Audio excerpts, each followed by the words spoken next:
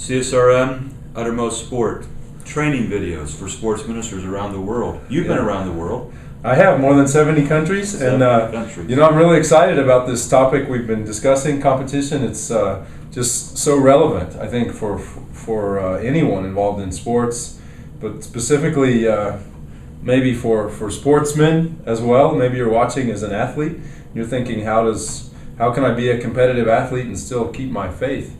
And so we're hoping the videos are encouraging you and blessing you, and you're able to really use the information that's there to move forward. So you have contact information on the screen about who we are and how we're connected. We're on a journey, evangelistic disciple making. We're trying to help churches around the world, either that exist or are hoping to be planted, know how to reach people for Christ and really disciple them and turn them into reproducers. And if you go back to our very first topic, we're on our 7th topic now, you'll pick up a lot of the foundations for which this training video series has been based. And this topic that we're talking about, Jonathan, is really about the integration of faith and sport. And as you've indicated, there's people that struggle around the world with this. And you found in 70 countries it's relevant for people? Well, it's a huge issue. I was working in Belarus, the former Soviet, part of the former Soviet Union, and I was preparing to do some sports ministry training, just like what we've been doing here. And the pastor came up to me even before he started, and he said, I'm not really sure why I came, because when I was young, I was not allowed to play sport.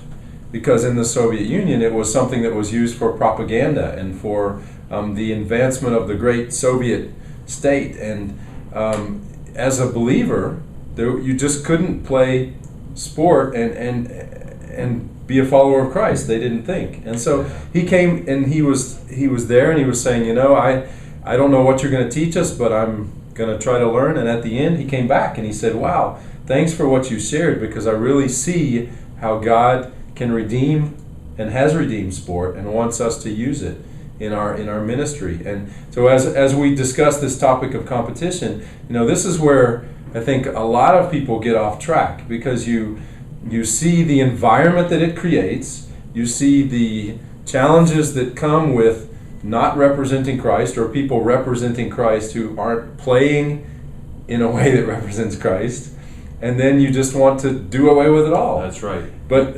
it's vital that we understand this and the things that you've been teaching us. And I'm caught by the reminder of a young man that I talked to from Central America. And I don't want to say anything more than that, because I'm not trying to embarrass that country or the church that he represented or the denomination. But he came to one of our conferences and said, we've always said that sport was sin. Sport is sin. And I grew up with that and I believed that, and then all of a sudden the Mormons started to use sport to reach people, and suddenly we changed our view on that. And it was totally based on pragmatics, not at all in theology. And so this session has a lot more of the theological and biblical foundations about competition. Now, we've had the Bible all the way through this series, don't get me wrong. But this is really helping those people when the faith world and the sport world collide. How do we integrate our faith in our sport? Yeah, and how do we answer people who disagree with us? That's exactly right. So this graph we're going to be coming back to, but it gives us a sense of where we're going. And we're going to talk about how we do the redemptive work that we need to. And we've talked in the last 2 sessions about the volatility scale, that people that come to play sport in your local church gym or field or pitch or whatever, however you're doing that, they go into the explosion zone very quickly. And you can't reach them for Christ because they don't like anybody. They don't like you. They're not happy. And so you're going to have to go back and watch the first couple of sessions in this topic of our video series to grab that. But we're trying to help you in a local church create this somewhere between encounter and enjoyment zone where people are really excited about what's happening, and they're also learning about the Christian faith through their experiences. Now, a few topics ago, we talked about the defending sports pyramid. So by way of review, and I'm going to go fairly quickly, in session 1 of topic 7, 2 sessions ago, we talked about the theological concepts of competition. And now, competition is the overarching concept, and now we come to the sport, which is a microcosm or a certain manifestation. Business, finance, politics, all that is other manifestations of competition. Okay, so just because the Bible says competition's okay, what about sport? And if you remember, we said Genesis and Colossians say God created all things good. Now, we know that people, men and women, create sport, but competition and sport are part of this created order that God created good. In other words, there's no place in the Bible that has the rules for rugby, okay? People created that. There's also a biblical concept about stewardship, that we need to maximize our gifts, whether it's the talents in Matthew or the gifts that were given to people who were creating for the temple in the Exodus passages. And we need to use our gifts, including if they're sporting gifts that God has given us for God's glory. And as we said about Eric Liddell, that phrase that he never actually said but was in the movie that was a very good representation of what he believed, that when I run I feel his pleasure, and not to run is to hold God in contempt. Mm-hmm. That was his theology. And so if we have a sports person who can't use their sports for Christ, then we hold God in contempt. The body is the temple, and so we need to care for it, and that through our sports that we can create health, we can create some good things. And that also indicates something, like the Lord's Day indicates something. The Lord's Day says there's a day for rest. That means there's 6 days of work. And in but this, 1 day of rest. Yeah, and this says that there's a lot that we can do in sport to take care of everybody and get healthy, and we have to avoid that maybe some things that would, in some sports and some activities in sports that would hurt the body. And then the use of sporting metaphors, that is, sport is always used in the New Testament in a positive light, not the least of which is the last will and testament, the eulogy for the Apostle Paul. And don't forget, while Paul penned it, God inspired it through the Holy Spirit. So this is really God's words. And it can be used for evangelism. It can be used for discipleship. It can be used to accomplish the Great Commission through the Great Commandments. So we do have that. Go back to that session earlier where we talked about that a little bit more in depth. But here's a concept that we really need to become aware of if we want to understand a good, solid biblical foundation for sport. And that's what we call the physicality chart. No contact, minimal contact, and collision sports. And every one of them has a dynamic, each one of these 4 categories, that adds a different wrinkle to how we conceptualize sport within a biblical defense of them. And we're going to talk about in the next session, are any of these sports not biblically defensible? Now today we're just talking about biblically based sport, which is different. But of course they go together. Okay, let's just take a look at this, and I'm going to tell you a story, a brief historical story, that basketball is called the greatest game ever invented. The main reason that originally that was so is because Dr. James Naismith, who was also a double doctorate, James Naismith had an assignment from his professor, Dr. Luther Gulick, who was teaching at the YMCA School of Ministry, the YMCA School of Ministry at Springfield, Massachusetts, to create a game that would combine all the best aspects of all the games that were team sports that were being played. At that point, it was basically rugby, soccer. Volleyball had not yet been invented. And take those best elements and add to them a way to teach the Christian faith. Most people don't know that Dr. James Naismith was a Presbyterian minister, ordained Presbyterian, His family came from Scotland. He was Presbyterian as could be.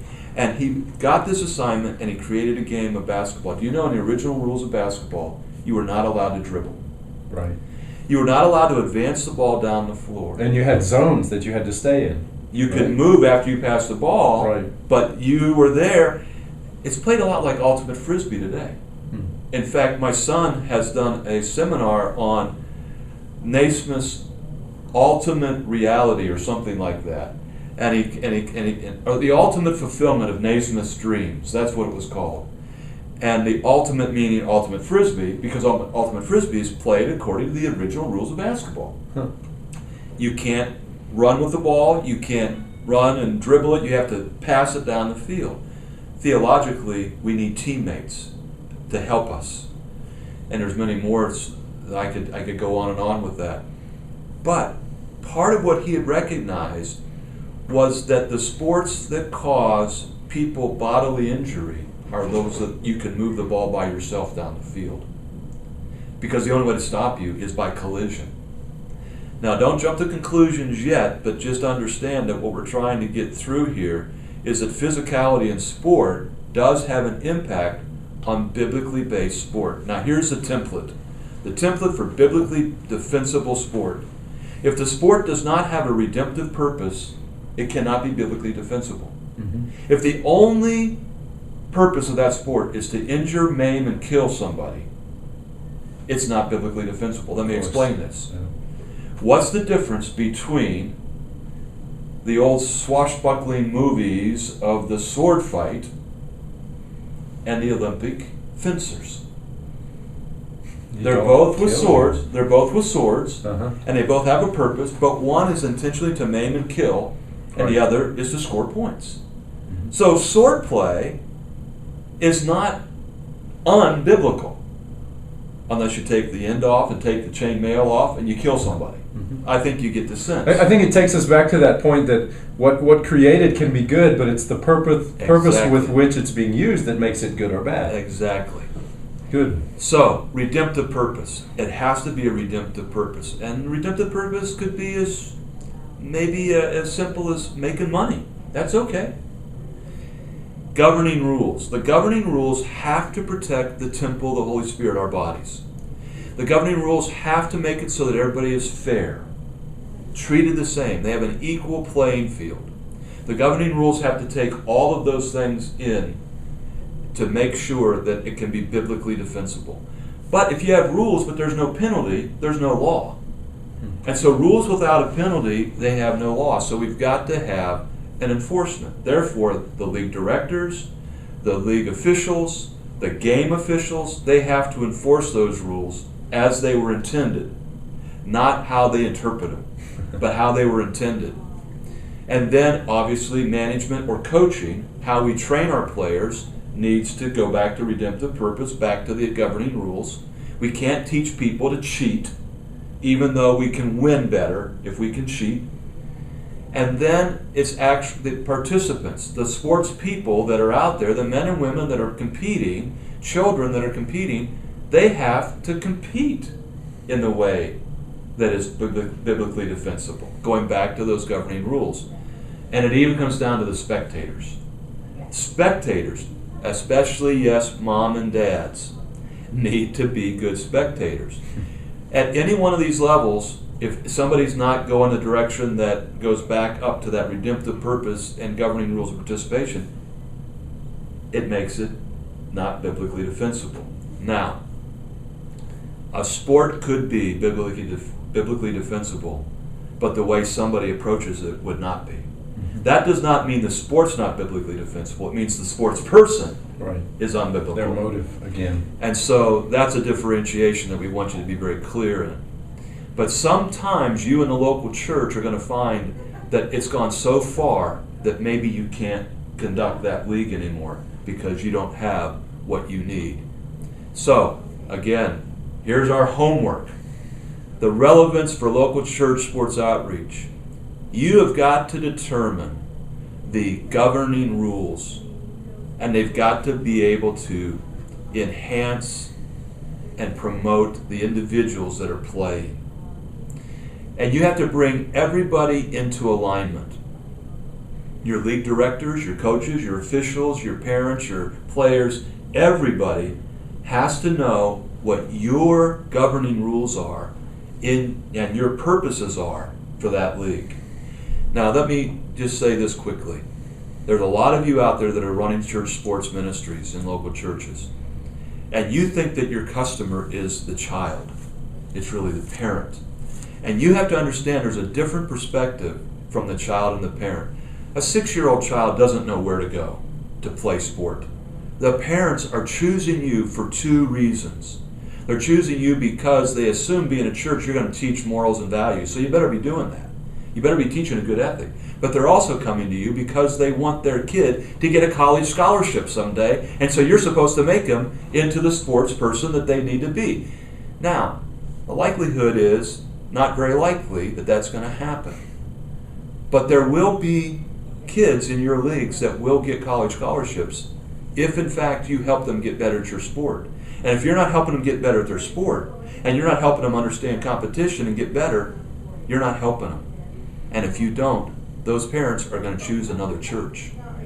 But they need to understand that not only are you going to get them better at the sport, but you're also going to help them get better in their faith walk and their spiritual journey.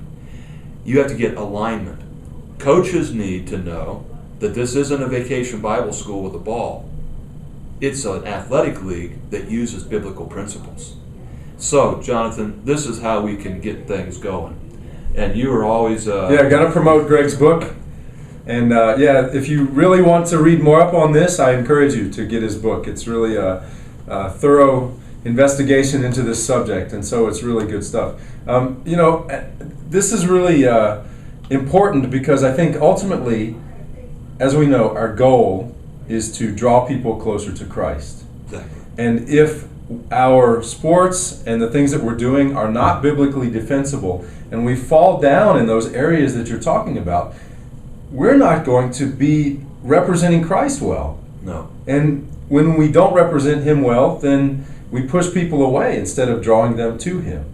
And so I think that's the bottom line. What you're talking about is to get a proper perspective on all of this as it relates to competition. And as you look at your leagues and what you're doing, what is biblically defensible, ultimately, what are you doing in your league that's drawing people to Christ and what isn't? Excellent point. And that last point that I was making, you won't get a chance to talk to anybody about Jesus Christ if you don't do sport well. If you're doing sport well, and in fact, if you're doing even better than what's out there in the secular community, if people are actually having joy and they're coming together in positive ways, they're going to keep coming back. Because you're touching their soul too, That's as right. well as teaching them to get better at their sport. And then, like you say, once they're there, if we're not doing it well, we're not going to help We lost them. our witness. Absolutely.